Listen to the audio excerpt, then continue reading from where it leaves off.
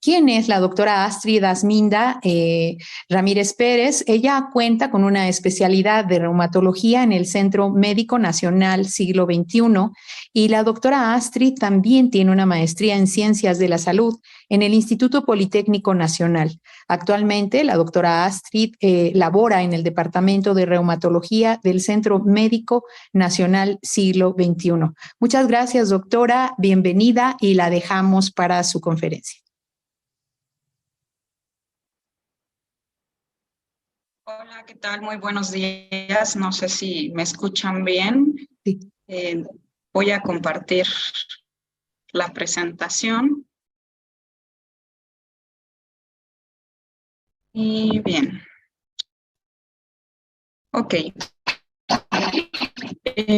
Yo les voy a hablar el día de hoy de un tema un poquito interesante, sobre todo a ustedes pacientes, porque son preguntas que con disposición genética y el diagnóstico, particularmente en lupus.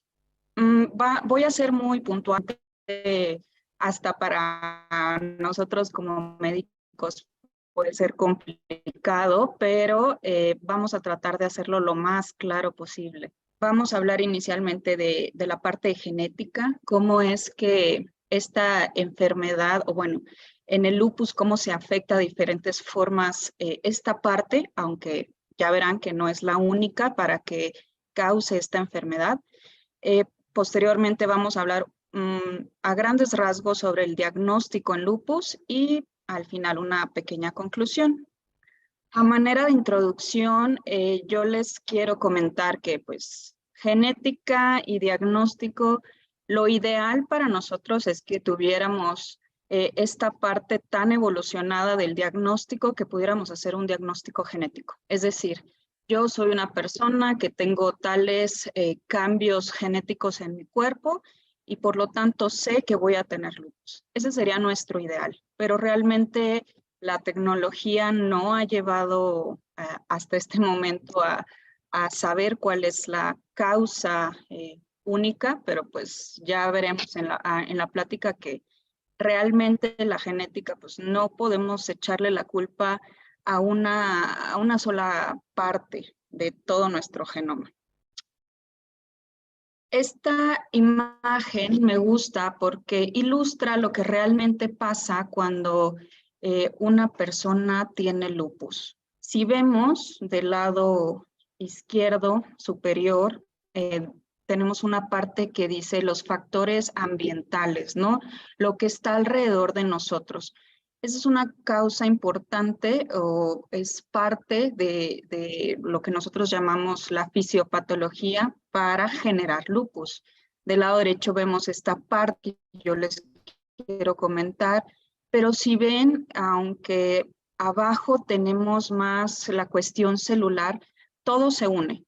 O sea, no podemos echarle la culpa solo a la genética para decir, esto es la causa del lupus. No podemos hacerlo. Entonces, todo se une y voy a tratar de que se explique un poquito de forma sencilla esta parte. Si hablamos de genética, tenemos esa parte que yo les dije de los factores ambientales que pues no dependen de nosotros, pero hay cuestiones que tienen que ver con la genética y hacen variabilidad de presentación a través de todo el mundo. Por ejemplo, el sexo sí tiene que ver con nuestra herencia, con nuestra genética, la raza, nacionalidad. Son partes que se ha visto, se ha demostrado que en el lupus pues puede afectar de cierta forma a la enfermedad. Es decir, la presentación puede variar, depende del sexo. Sabemos que es mucho más frecuente en mujeres. En cuanto a raza, hemos visto que ciertas manifestaciones clínicas de lupus pueden ser más graves en poblaciones afroamericanas. En cuanto a nacionalidad, hemos visto variaciones dependiendo de la región y todo eso tiene que ver también con la genética. Entonces, ¿Cuál es el riesgo que expresa como tal el que yo tenga algo en mis genes para que yo tenga esta enfermedad? Es muy variable según la fuente de información que tengamos, pero se ha determinado hasta un 40-60% para la predisposición. Y estoy hablando de predisposición. No quiere decir que ese 40-60% se va a convertir en enfermedad. Es decir, este 40-60% es solo un riesgo. A lo mejor yo que tengo estos cambios genéticos, tengo un 40-60% de riesgo, pero no necesariamente va a terminar en una enfermedad. Y eso es lo que voy a tratar de explicarles. Para poder explicarles, tengo que ilustrar qué es un gen, de dónde viene. Izquierdo, esta parte aquí, es una representación de una célula. Cualquier célula de nuestro cuerpo, todas, van a tener un núcleo. Y ahí en el núcleo es donde guardamos nuestra información genética. La información genética quiere decir una instrucción para nuestro cuerpo de cómo se va a expresar algo. Por ejemplo, el color de ojos, el color del cabello. Ahora sí que también aquí intervienen las enfermedades. Toda la información de cómo se va a expresar algo en nuestro cuerpo está guardando en el núcleo, en estas partecitas que se llaman cromosomas. Esta X que vemos aquí, eso es un cromosoma. El cromosoma, si lo extendiéramos y pudiéramos, veríamos que al desarrollarlo estaría todo nuestro material que todos conocemos o que hemos visto por ahí, que es la que guarda los genes. Si vemos el gen, es solo un pedacito de todo ese material genético. Entonces tenemos que entender que cada cromosoma guarda muchísimos genes. Todo eso es... Y bueno, ¿cómo interviene este material genético o esta información para causar la enfermedad como tal? Hay que entender que hay enfermedades que tienen una mutación directa, es decir, vamos a hablar de que son monogenéticas. Solo un gen está afectado, siempre es el mismo gen. Y este es el tipo de enfermedad que decimos, este puede ser transmitible en cierto porcentaje a nuestros hijos. Entonces, el lupus no es así. O sea, el lupus no es monogenético, no es un solo gen el que va a causar la enfermedad siempre. En el lupus intervienen muchos genes para causar esta predisposición genética. Hay algunas variaciones en todos los genes que se han estudiado, que son muchísimos, que pueden predisponer un poquito más. Por ejemplo, aquí les pongo el ejemplo de que el gen que causa la deficiencia genética de C1q, en esos pacientes el 90% va a tener lupus. Entonces, ahí sí es como una relación muy clara de algo monogenético. Pero al final esa mutación no representa lupus, representa a la deficiencia genética de C1q, que se puede expresar con otra sintomatología además del lupus. Entonces, digamos que aunque en ocasiones el lupus puede tener un daño importante en un solo gen, esta no es su forma de expresión. Entonces, ¿cuál es en la mayoría la forma de expresión del lupus? Sería una expresión poligénica.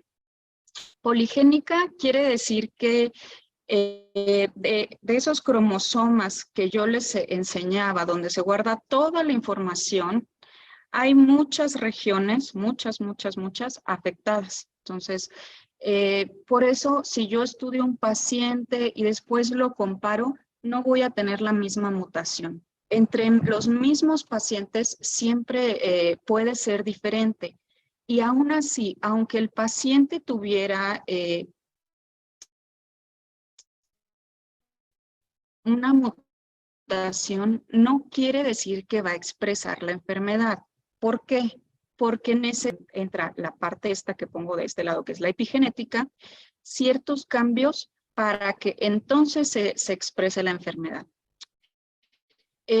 Aquí pues, les muestro, por ejemplo, estas regiones. Estas pequeñas regiones, digamos que son las que se han estudiado, que nosotros le llamamos locus, y se han encontrado más de 113 regiones de riesgo. Entonces, imagínense, hay más de 113 regiones, pero no necesariamente cada paciente va a tener estas 113.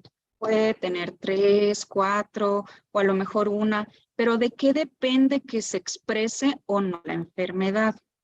Eso depende en parte de la epigenética. Epigenética quiere decir que ciertos factores del medio ambiente van a generar cambios para leer más o menos esta información.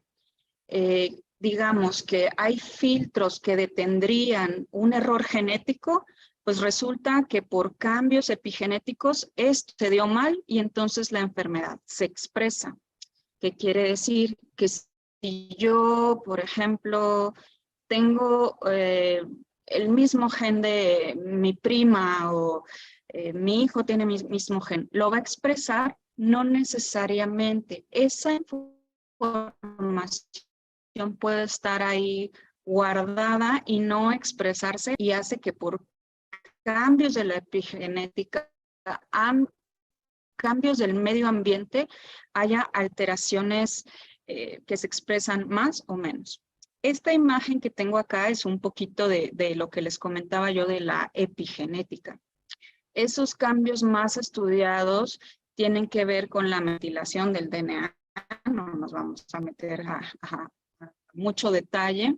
Modificaciones de histonas, de mecanismos de RNA. Si ven, todo tiene que ver con el que pueda ser más entendible. Pero al final, si esta conformación de lectura cambia por algo del medio ambiente, entonces es cuando esa predisposición genética se expresa en una enfermedad. Y bueno, entonces, ¿qué quiere decir todo esto? La herencia, quiere decir que yo, como un paciente con lupus, ¿le voy a pasar la enfermedad a mis hijos? No necesariamente. ¿Tenemos avances tecnológicos en cuanto a genética? Sí. Hay algo que se ha hecho en los últimos años, que es, digamos, leer todo lo posible la cadena del DNA, que créanme que eso no es nada sencillo, no es nada fácil, se dice muy fácil, pero la tecnología con la que contábamos pues realmente no nos daba para entender mucha de esta parte. Entonces, en la actualidad, pues estos avances tecnológicos nos han permitido encontrar esas regiones donde se acumulan más estas mutaciones que dan el lupus. Hasta el momento, digamos que no vamos ni al 50% de la información de lectura. Los estudios nos comentan que necesitaríamos medir a 1 millón de pacientes con lupus para saber en su totalidad quién o qué regiones van a ser afectadas. Hasta el momento no contamos con esa información. Los estudios más grandes pues se han hecho alrededor de 13,000 pacientes. Entonces todavía nos queda mucho por aprender, pero hasta este punto pues sabemos que es en gran parte el medio ambiente el que hace estos cambios en nuestros genes. Entonces, cuando nosotros hablamos de herencia, estamos hablando de qué parte de la enfermedad, en qué proporción, pues está explicado por la genética. ¿Cómo saber si puedo heredar la enfermedad? Como les decía, actualmente la tecnología no nos da, no existe ningún método útil para saberlo.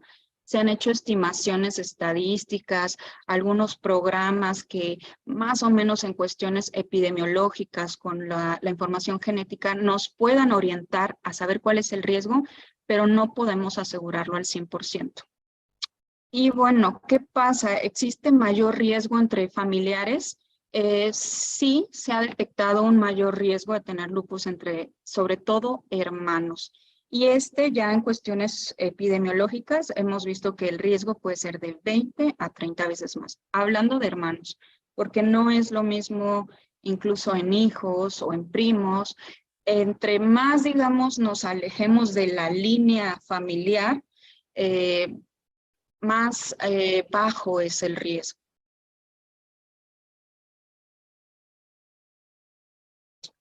Y bueno, a grandes rasgos, esto es lo de la genética. Es un poquito complicado expresarlo.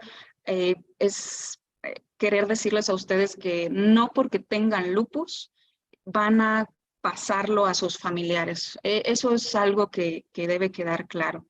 Y bueno, continuando con la charla, yo les quiero hacer una reseña en cuanto a diagnóstico, pero de una forma muy superficial. Obviamente que nosotros como reumatólogos tenemos que ser muy específicos en lo que estamos buscando por la gran variabilidad de síntomas y presentaciones que tiene esta enfermedad, pero traté de resumirlo lo más posible para que sea entendible. Bueno, ¿cómo hacemos nosotros como reumatólogos el diagnóstico de lupus? Es muy importante esta parte de los antecedentes familiares. Como les digo, aunque no tiene que ver el 100% la genética como una causa, sí sabemos que hay mayor riesgo, por lo tanto es importante determinar antecedentes familiares en la historia clínica. La historia clínica nos va dando muchos datos. O sea, nosotros vamos viendo que si es mujer, que si tiene de tal edad a tal edad, que si tiene cierta presentación en el tiempo de otras enfermedades autoinmunes. Nosotros vamos haciendo como un rompecabezas, le digo yo. Con toda la información de la historia clínica, nosotros vamos orientando también qué es lo que vamos a buscar. Después de esta historia clínica, pues obviamente ahí lo orientamos mucho a las manifestaciones clínicas. Las manifestaciones clínicas de lupus son muchísimas. Por cada sistema, por ejemplo, el cutáneo, que tiene montones de manifestaciones. Neurológico, otro tanto. Entonces, es importante un interrogatorio extenso y no me dejarán mentir mis compañeros, pero cuando vemos una paciente de primera vez, la consulta se extiende porque es muy importante el interrogatorio inicial para nosotros ir armando ese rompecabezas. Una vez que ya tenemos nosotros esas manifestaciones clínicas orientadas, pues vemos que biomarcadores, les llamaremos a parte en anticuerpos, y qué laboratorios vamos a pedir. Por último, ya que revisamos al paciente, entonces orientamos el pedir estudios de imagen. Los estudios de imagen no hay como una rutina, todo depende del paciente y todo depende de lo que vayamos encontrando en este interrogatorio. Las manifestaciones clínicas a grandes rasgos podemos armarlo como por aparatos y sistémicas. Las neurológicas, las de corazón, pulmón, las cutáneas, renales, muchísimas. Cada paciente es diferente. Cada paciente, su presentación inicial es diferente. Por eso es tan importante que acudan con alguien experto. Y ahora sí que un reumatólogo, porque nos llevamos sorpresas en la práctica clínica cuando por ahí acuden a médicos no especialistas, a veces se puede retrasar ese diagnóstico. Entonces, sí es importante que alguien experto valore, sobre todo por la amplitud de todas las manifestaciones clínicas. En cuanto a biomarcadores, no se los voy a mencionar todos. Aquí pueden ver la gran cantidad de biomarcadores que se han estudiado a través de los años para correlacionar con lupus. Correlacionan con actividad renal, cardíaca, etc. Vean, son más de 20 aquí, solo por presentar la imagen. Pero ¿cuáles en la práctica clínica utilizamos más y tienen un buen rendimiento? Los principales serían los anticuerpos antinucleares. Yo creo que todo paciente con lupus los identifica. Los anticuerpos anti-DNA, que aunque en el diagnóstico no son tan sensibles, en el seguimiento del paciente sí nos ayudan bastante. De hecho, no me dejarán mentir que generalmente para el seguimiento estamos pidiendo tanto anti-DNA como complemento. Y el complemento, que les comento, esta es otra parte importante en el diagnóstico. Y por último, los anti-SMIT. Estos, digamos que son los principales anticuerpos que utilizamos. A lo que voy es que depende mucho también de las manifestaciones que nosotros nos extendamos hacia otro tipo de laboratorios. Estos básicamente los pedimos en el diagnóstico, sí, pero en el seguimiento realmente los que vamos a estar utilizando son los anti-DNA y el complemento. En cuanto a otros laboratorios que podamos usar, yo creo que básicos, una biometría hemática, porque ahí nos vamos a dar cuenta de manifestaciones hematológicas que difícilmente las podemos ver a la exploración física o por interrogatorio. Para manifestaciones renales fuera de los básicos, que es el examen general de orina, química sanguínea, biometría, a veces necesitamos pedir recolección de 24 horas. Para manifestaciones, si encontramos cardiorrespiratorio, radiografía tórax, ecocardiograma, neurológicas, tomografía, resonancia magnética. A lo que voy es que no de entrada a un paciente le vamos a pedir todo. Definitivamente no. ¿Por qué? Porque tiene que ser orientado. Como ya les había dicho, ningún paciente va a presentar igualito una enfermedad que el otro paciente. A lo mejor se parecen algunos síntomas, pero por eso debemos elegir qué laboratorios o qué gabinete voy a pedir dependiendo de su sintomatología. Y por último, esto realmente solo lo menciono porque es algo que, aunque no es el diagnóstico definitivo, los reumatólogos utilizamos en nuestra práctica clínica. No es totalmente, insisto, el diagnóstico no es la panacea, pero sí, la verdad es que lo usamos en nuestra práctica clínica.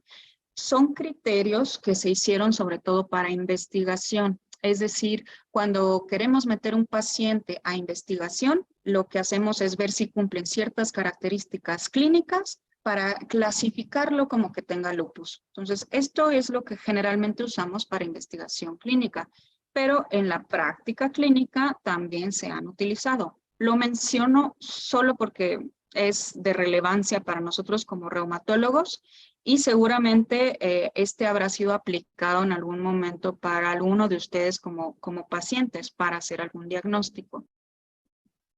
Pero hay sus excepciones, ¿no? En donde no por no tener estos criterios podemos asegurar que un paciente no tenga lupus, definitivamente no. Si el reumatólogo lo considera, si su práctica clínica como tal es suficientemente fuerte para sospechar lupus sin cumplir esto, incluso se puede hacer el diagnóstico, pero bueno, es otro tema. Y para final, para no extendernos mucho más, como conclusión, por la parte genética, pues como les comenté, muchos genes están implicados en la enfermedad. No solo una mutación va a generar esta enfermedad, no es un único gen el implicado y por lo tanto puede variar en la presentación, incluso entre los familiares. No por tener una alteración genética que yo se la haya heredado a mi hijo, quiere decir que mi hijo va a tener esa enfermedad. ¿Por qué? Porque necesitamos esta parte de la epigenética donde esta conformación o esta alteración de la epigenética del metabolismo como tal de la lectura del gen no nos deje, o más bien haga que la enfermedad se exprese. En cuanto a algo muy relevante para que se dé o se exprese la enfermedad, va a ser la exposición a los determinantes ambientales, ya sean virus, ciertos químicos, que tampoco a ciencia cierta no se sabe al 100% cuál es esa parte del medio ambiente que va a hacer que se exprese la enfermedad. Y bueno, en el diagnóstico, pues tantas manifestaciones que tiene el lupus puede llevar a un error en el diagnóstico si no se hace por algún experto. La recomendación es que siempre sea por un reumatólogo quien valore como tal la enfermedad, quien haga la búsqueda exhaustiva de todas estas manifestaciones y que pueda dar como tal el diagnóstico. El diagnóstico de certeza pues va orientado por las manifestaciones clínicas expresadas por el paciente. Es decir, dependiendo de la manifestación que yo estoy viendo en mi paciente, es lo que voy a pedir y con eso voy a confirmar o no el diagnóstico. Y por mi parte sería todo y quedo atenta a las preguntas.